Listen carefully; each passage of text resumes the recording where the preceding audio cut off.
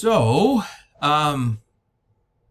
this is the title of Sartre's big book, Being and Nothingness. Now, we in the class are reading an essay called Existentialism is a Humanism, right? That's what we're reading.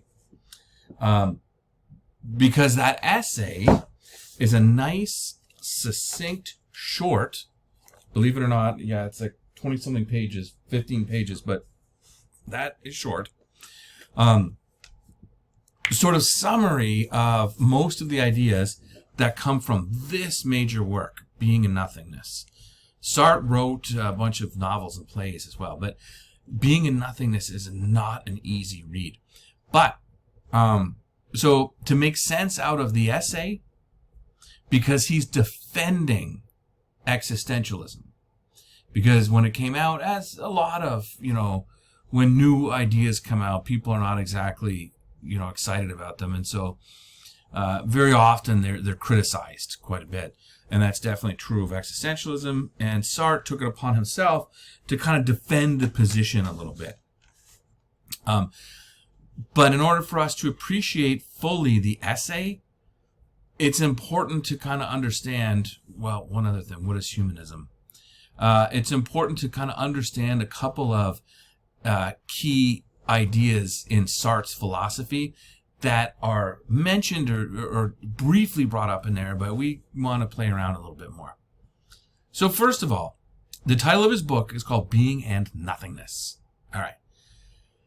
Sometimes these things are so simple, it's difficult to understand. So being, the verb to be, right? In English, so I am, you are, she is, he is, all that. The verb to be is about existence, correct? Right? So,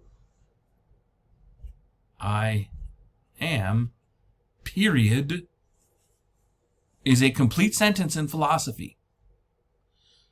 Your English teachers might say, no, it's not. That's an incomplete sentence because there's no subject complement. I am what would be the thing. I am tall. However, in philosophy, because of this concept of being, it's a perfectly fine sentence because all I want to say is I exist. That's it, right? I am, that's what I'm saying. Okay, so that's being. So something is. Got it. Now, nothingness, right, or no thing, means that something is not, right? In other words, does not exist, right? And so the state of being nothing and the state of being are total opposites, correct? Here's the thing. Now, this is where it gets kind of weird, right? So, if something is no thing, right, that means that it is potentially anything. This is the whole shtick about existentialism, right? Because it's not reduced to a specific thing, no thing, in particular, therefore, it could be anything. So to say that he is nothing, I know you think, oh, that's just, you're insulting him and saying that he's worthless. No, no, no. To say that he is no thing means that he's not a Brussels sprout, he's not a chicken, he's not a car, he's not a blade of grass, he's not a pen. He's none of those things, right? He's no thing, which means he is potentially anything. So if something is being, here's my category of all things dog, okay? And let's call the dog Fido. So when we say that Fido is, right? Fido is. That's the category of everything in the universe that is Fido, right there. And it is totally full up. The category of Fido because Fido bees. Fido is. That whole category is 100% Fido. It's not, Rex the dog. Nope, it's not. It's not a turtle. Nope, it is not a turtle. It's not a car, etc., etc. It's 100% Rex. Fido. Does that make sense? Over here, however, he is nothing. So let's color in all the stuff that is he. Well, he's nothing. You can't color anything in. Therefore, he's open to any possibility. There's no more room in Fido to be Rex, the turtle, or the car, because he's full up with being. But this situation, he is nothing. There's no thing he is. Therefore, he can be anything. Let that sink in for a minute. Like, the thing is, remember, we use these words every day, right? To be and nothing, being and nothing. We use them constantly, but we don't think of them as philosophers. We're talking about existence itself, right? And very rarely do we ever come down to this like foundational level of existence, right? But that's really all it means. Now, there's two other things that we need to talk about.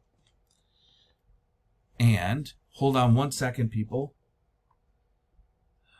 Okay, there we go. Sorry, my son's cat has come in here. I had the door closed. He got the door open somehow. So there's two other things that other ideas that I want to bring up. And they are, let's see, these two. Consciousness as a whole in being, actually three, sorry. Condemned to be free, and humanism. We need to understand those ideas a little bit, so then we can, attack the essay that we were assigned, and it'll make a heck of a lot more sense. So consciousness, again, in being and nothingness, he talks about how human consciousness, remember, think back, if you will, to tripartite soul, right? Reason, emotion, appetite. And if you recall, it was reason that separated man from the animals and all that. Okay. Sartre refers to something similar, but he calls it consciousness, which I'm going to call CS. But that's what we mean here. Hence consciousness, CS. So I don't have to write it out all the time. So human consciousness, right? Reason, self-awareness, all this kind of stuff. He calls a whole in being, because here's the thing. Let us suppose that, how can I draw it?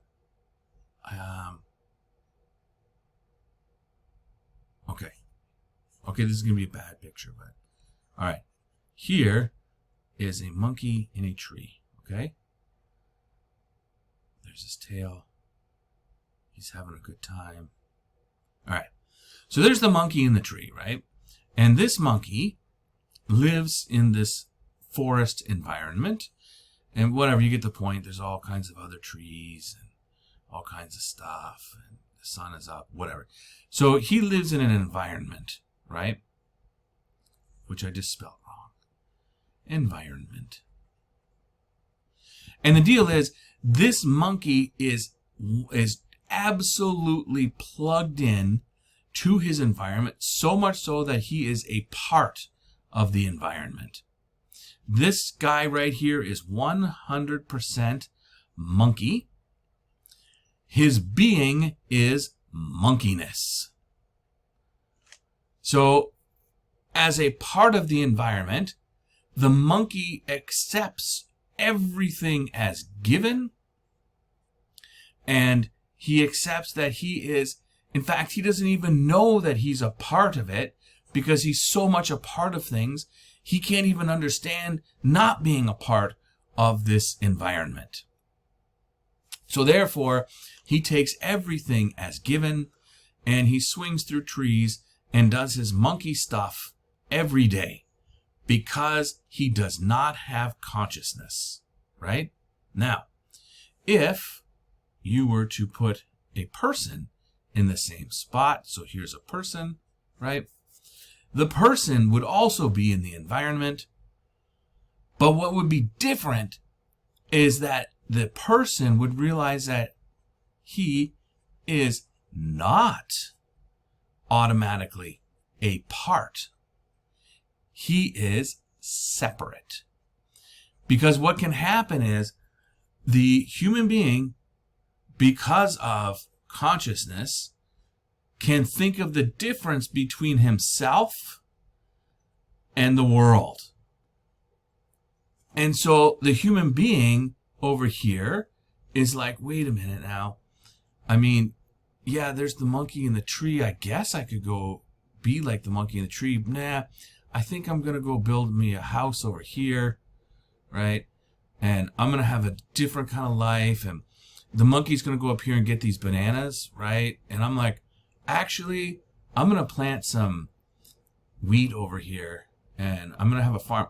In other words, when we separate ourselves from the environment, we understand that we can change the environment and control the environment, whereas animals can't because they are automatically a part of it and don't even understand that they can get out of it and come back and change it. Like if you think about it, as you're listening to this, I'm sure, I don't know where you are, you're at your home, you're at Starbucks, whatever, right? You're in a very artificial place, right? I am here on the second floor of my house, right? I am up in the air. I've got all these machines around me. I've got air conditioning on. I mean, it's totally artificial. There's nothing natural about it. People go because they're not part of the environment. They realize, oh my gosh, I am not automatically something, so I can tailor it to suit myself. And so we change the world. Monkeys can't, and other animals and plants. So that's what he means when he says that consciousness is a whole in being.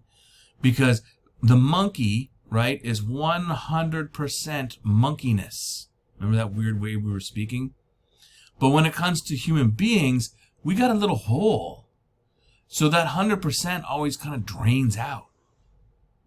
So we are a no thing. So we come back to the no thing. So yeah, of course you're human, but human ironically means you don't have an identity ready to go. You have to forge your identity. You have to create a world. So there's a difference between earth and world. This is actually Heidegger that talks about this.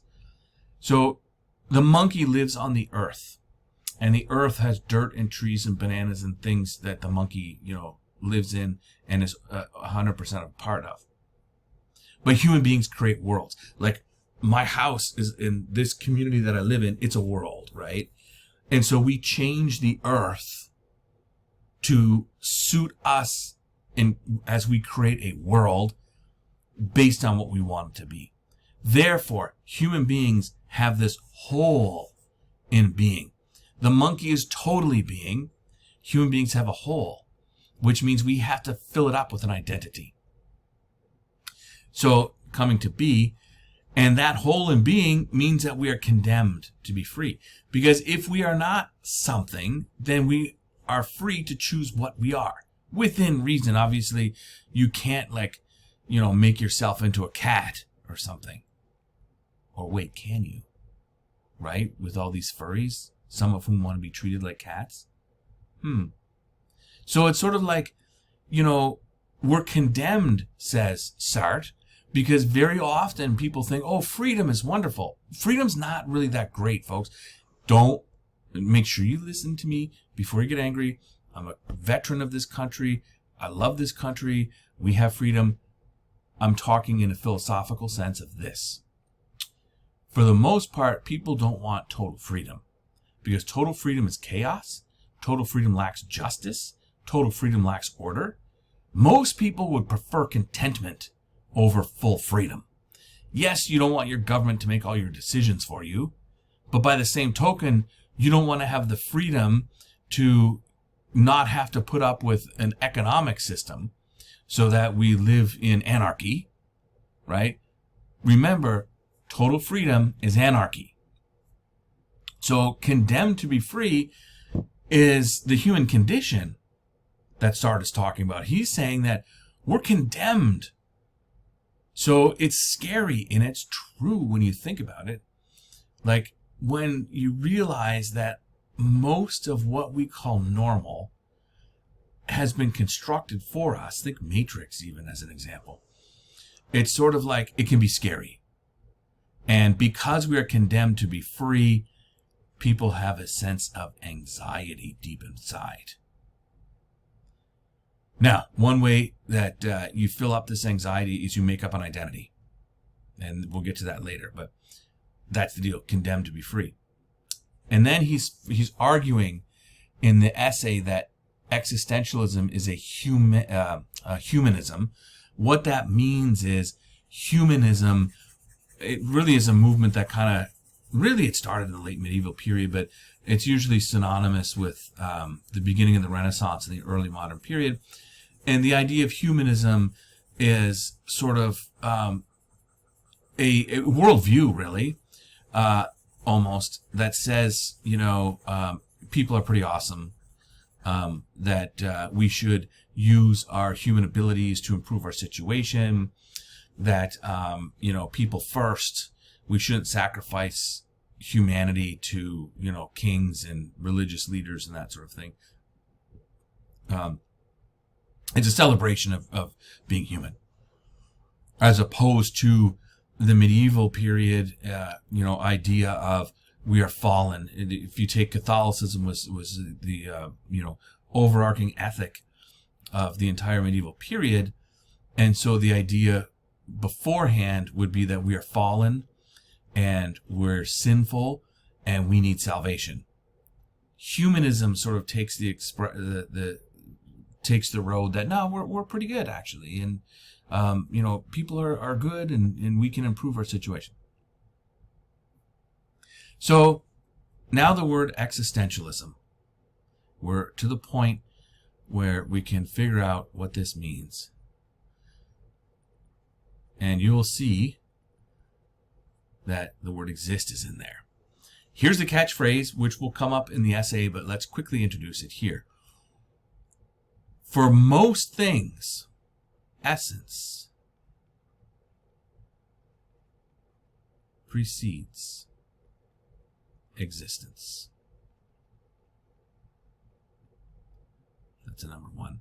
However, for one thing in the universe, it's the opposite. Existence precedes essence. Now, this is what it means. Suppose I have here before me a car. Okay? There's the car. Essence simply means whatness of something. So in other words, what something is. That's it. This is a car, right? How do you know it's a car? Well, there it is. It's a car. You know what a car is. The essence of car is, that thing right there. Internal combustion engine to move people from A to B. Whatever. You get the point, right? So here's the deal, though. What he's arguing is that pretty much everything in the whole universe is a case of, first, you have an essence, and then the essence is the whatness of something, the idea of something, right? What something is. And then you go about bringing it into existence. That's supposed to be a B. I was going to make it 2. I think you get the point. Right? So in other words, this car first began as an essence, right? Someone drew it out. An engineer had the idea and drew it out, and then, went through the manufacturing process, and they got all kinds of materials together, and then they brought it into existence second, right? But all things in the universe start with an idea, right? So it's easy to understand for tools, right? I got a pen in front of me. Obviously, someone had an idea of a pen. They designed it and manufactured it. Boom, there's a pen. You want to create a work of art. There's an essence in your mind first, right? of some idea that you want to get out in your art, and then you paint the picture and you bring it into existence in the world. That's how it works. Except for human beings. Because of this whole in being, right, we don't have an essence. So for us, we come into existence. We are thrown into the world, he says, not by our own choice. We're thrown into it with nothing but who and what am I? Because I am not a part of the world. I am condemned to be free, so I do not have an essence. So I am all existence, baby, until I spend my life to decide that. So it's our mission. We come up first. We exist. We come into the world. And our mission is then to find an essence, to make ourselves something. And that is the whole shtick of what existentialism is all about. Existentialism says that for human beings, we have freedom of choice to create what we are. Obviously within reason, right? Like I can't make myself into a penguin or something, right? But we can choose. A monkey will always be a monkey. You can be a lawyer. You can be a doctor. You can be an IT guy. Whatever you want. Those roles are up to you. Your lifestyle is up to you. Whether you get married is up to you. I mean, there's all these things, right? But that's what existentialism is all about. Now, as we move forward and actually look at the essay, these concepts he's going to quickly talk about, because a lot of people look at this, and if you think about it, like condemned to be free, a whole in being, right? You have no essence. It sounds really cold and mean, doesn't it? It sounds like it's anti-human. It sounds like Jean-Paul Sartre is just an angry guy or something that doesn't like people. He's saying the exact opposite. And so his critics are saying, man, you're just terrible and mean and, not a good person, and you have a very dour look on humanity. He's saying the exact opposite. His point is existentialists are humanists.